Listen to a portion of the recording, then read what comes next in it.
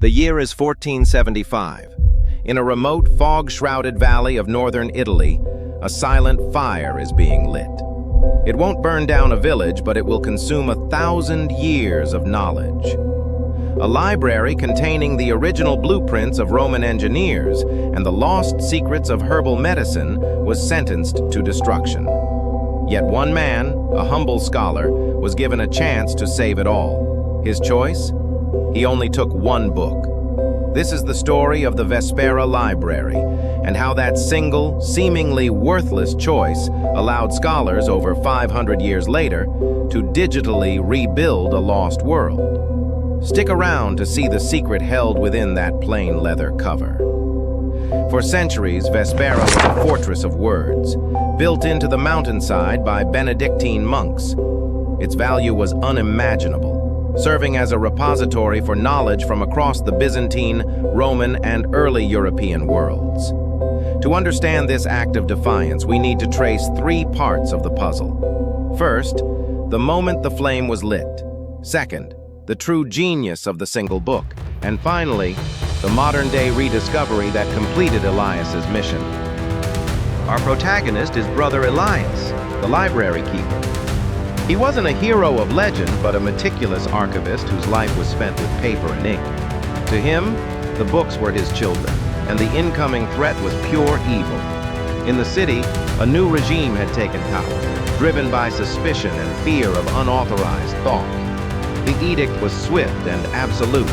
All independent libraries must be purged. Elias received the final courier's note. The Black Guard arrives at dawn. He knew he couldn't fight. He couldn't save 10,000 volumes. So, in the darkness of the library's main hall, he made his choice. He didn't take the ornate illustrated Gospels or the gold-leaf poetry that would fetch a king's ransom. He chose one book, and one book only, the Codex Albus. He didn't save the knowledge itself, he saved the idea of the knowledge. He took the Codex, secreted it away in a hidden crypt beneath a crumbling fountain, and then he waited for the dawn. When the guard left, Vespera was officially lost. But for 50 years, Elias worked in exile, dedicating his life to a cryptic list he knew by heart. The library was gone, but the index of its contents survived. This list, the Codex, was his blueprint for a future Vespera. Now, jump to the 21st century.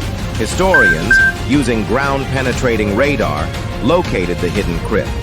And there, untouched for 5 centuries, was Elias's secret, the Codex Albus. The list allowed scholars to search archives across Europe for the lost titles. They found copies that had survived elsewhere, enabling them to digitally reconstruct the entire Vespera catalog. Not in stone, but in digital code. The Codex Albus proved that the ultimate act of preservation is not saving the artifact, but saving the map to the information. It is a profound lesson that knowledge, once mapped, can never truly be destroyed.